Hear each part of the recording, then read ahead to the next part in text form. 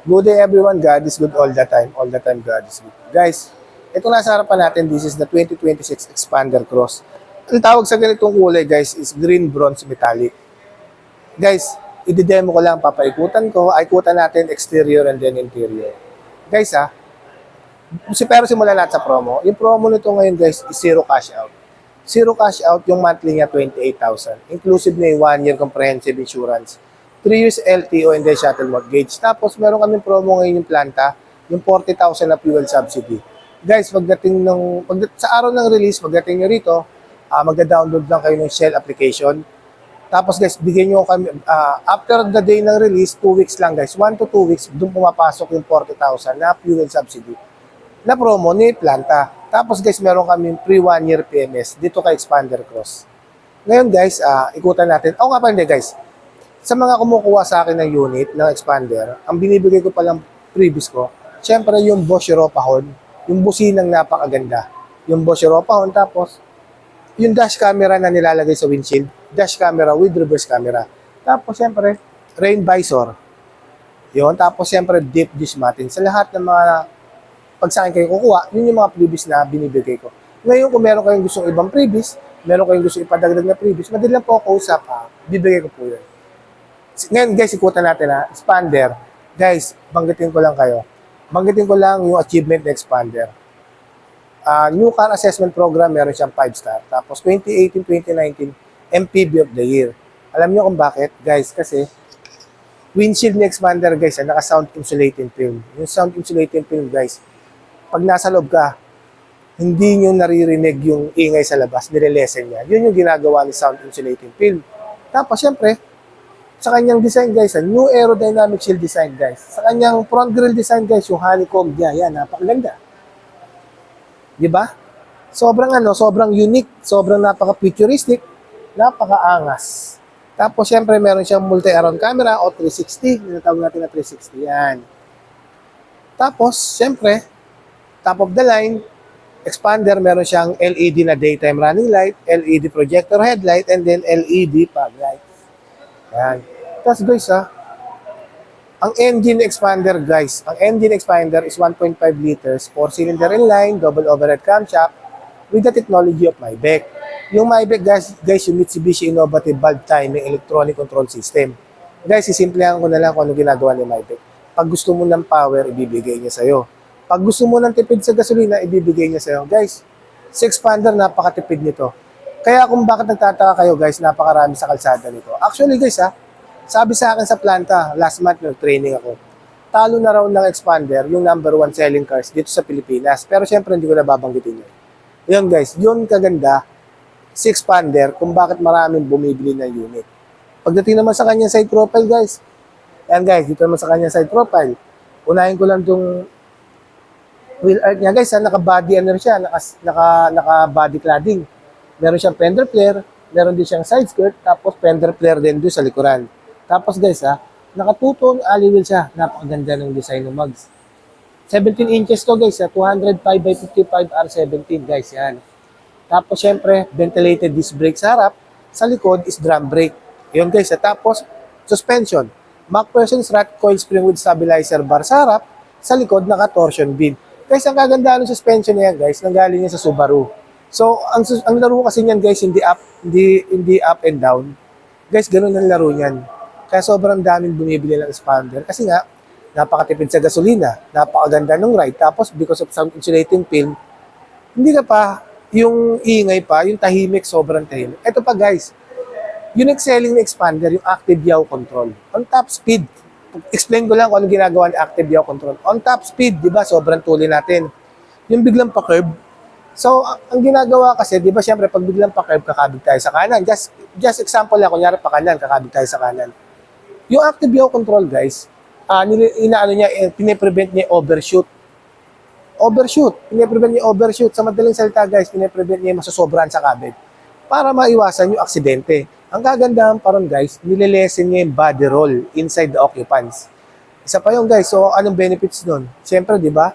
Mas comfort. Yun yung kagandahan na naka-active yaw control ka. Siyempre, equips expander ng anti-lock braking system, yung ABS na tinatawag. Tapos, equip din siya ng electronic brake force distribution, yung EBD. equipped din siya ng hill start assist control, equipped din siya ng brake assist. Yun yung mga safety features na meron si Expander. Yan guys sobrang dami nun. Ito guys, equipped din siya syempre ng dito sa gilid, meron siyang camera. Both ano to guys both side view, both side meron siyang camera. Tapos guys ano to, automatic retractable to Kapag ka inopen mo, bubukas siya. Kapag ka kinlose mo, automatic siya sasara. Syempre equipped with the LED turning signal light yan. Tapos guys, syempre KOS, Keyless Operation System. Yung susi, kahit na nasa bulsa mo lang, within 70 cm, wag mo ilabas, hindi mo na kailangan ilabas, pipindutin mo lang ito, makakapasok ka na sa loob. Yan. Guys, pakita ko na sa loob, sa Expander Cross, samantalahin ko na guys, kasi nakabihis tayo ng naka-duty tayo ngayon sa showroom. Dito sa driver side guys driver side. Guys, napaka-unique nitong Expander na to, kasi guys, tignan nyo yung leather niya yan, naka-leather siya. Leather to guys tapos silver accent with the, eto guys, yung design dito sa controls, ang ganda rin, Parang kakaiba, Kala mo para siya naka-honeycomb na design. Yun. Tapos syempre guys simulan ko sa kanyang infotainment system. Guys, ito 10 inches to touchscreen monitor to. 10 inches touchscreen monitor, wireless connectivity to guys. Syempre, ano na to guys, naka Apple CarPlay, naka Android Auto na rin to. Hindi na natin kailangan ng cable para i-connect, naka wireless na siya. Tapos sa kanya aircon system, naka single zone auto climate control na to. Tapos syempre may max cool yan guys, just in case na mainit. Mainit, pindutin mo lang tong max na to. May max cool. Ia-adapt niya yung papalamigin niya yung sasakyan hanggang sa lumamig. Tapos yun yung kagandahan na naka max cool. Mabilis lang yun guys. Tapos guys syempre, 4-speed automatic transmission. Meron siyang overdrive guys. Tapos equipped with the electronic parking brake with brake auto hold. Guys, etong electronic parking brake with brake auto hold, sobrang gamit na gamit to dito sa Pilipinas. Kasi guys, ginagamit ng brake auto hold sa mga traffic, sobrang traffic dito sa atin guys. Ang ginagawa kasi ng brake auto hold guys, nililesen niya yung patig. So syempre, pag nililesen niya yung patig, mas masarap bumiyahe ng bumiyahe. Kasi explain ko na. Gumagana si brake auto hold guys 10 minutes. Ngayon, gagana siya, kailangan naka-seatbelt drivers and then passenger side. Tapos, kailangan naka-central lock yung mga pintuan. Ngayon guys, pipindutin mo lang itong brake auto hold. Lalabas sa icon, pindutin mo lang to guys, siguro nasa 4 seconds. Lalabas sa icon, yung brake auto hold, kulay puti. Ngayon guys, ibig sabihin ng standby. Pag tumatakbo ka na, magi-green yan, ibig sabihin yun, activate na. Ngayon guys, kapag naka-drive ka, tumatakbo na tayo, pagdating natin ng stoplight, because of brake auto hold, apakan lang natin yung brake, hindi na natin isi-shift gear pa, dadalhin sa neutral, tapos electronic parking brake. Hindi na guys, kahit naka-drive yan. Hindi na siya aandar, kahit bitawan mo yung preno sa paa, automatic yung guys naka-brake auto hold na yun. Yun yung kagandahan ng brake auto hold. So anong benefits nun? Siyempre, nalilesen yung pagod natin. Sa sobrang traffic sa Pilipinas, yun ang kagandahan na naka-brake auto hold. Guys push start engine na to Push start engine, siyempre sa Expander Cross. Steering wheel, siyempre, tilt and telescopic adjustment to. Yan, up, down, forward. Yan, forward, backward. Tapos, siyempre, 3-spoke leather up. Dito sa kaliwa yung audio control. Yan. Ito yung sa kaliwa yung audio controls.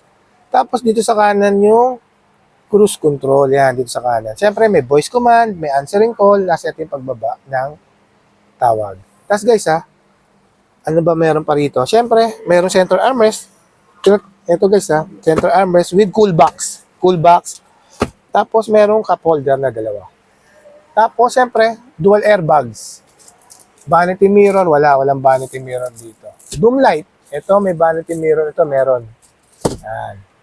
Tapos, dito na tayo sa kanyang, guys, leather seat to 8-way power, 8-way manual lang, di pala power seat. Pero 8-way yan, guys. Tapos, guys, dito tayo sa second row. Guys, ano bang meron sa second row? Unahin ko lang. Isofix, seatbelt, tapos may aircon vent. Tapos, syempre, guys, ito meron dong center armrest Ayan, di na natin mabababa kasi naka-plastic. Tapos, merong charging area. Type A, Type C. Ayan. Tapos, sa third row, pasok akong third row. Papakita ko guys kung gaano kaluwag tong third row Expander, Kung bakit mabili to. Ito guys ha, wala akong in-adjust sa harap na upuan. Baka sabihin nyo, in-adjust ako yan. Guys, ito. Di ba usually naman, ang nilalagay sa expander, di ba mga bata, pero guys, kahit matanda, okay lang. Ang height ko nga pala guys is 5'11". Headroom, luwag di ba? Legroom guys, oh, may 1 inch pa rin dito sa ilalim. Tapos guys ha, merong charging area rito ha, charging port, merong cup holder. Tapos syempre may seat belt. Ayan guys, oh, may cup holder din. Pakalawa guys ha, third row to guys ha, 5'11" height ko ha.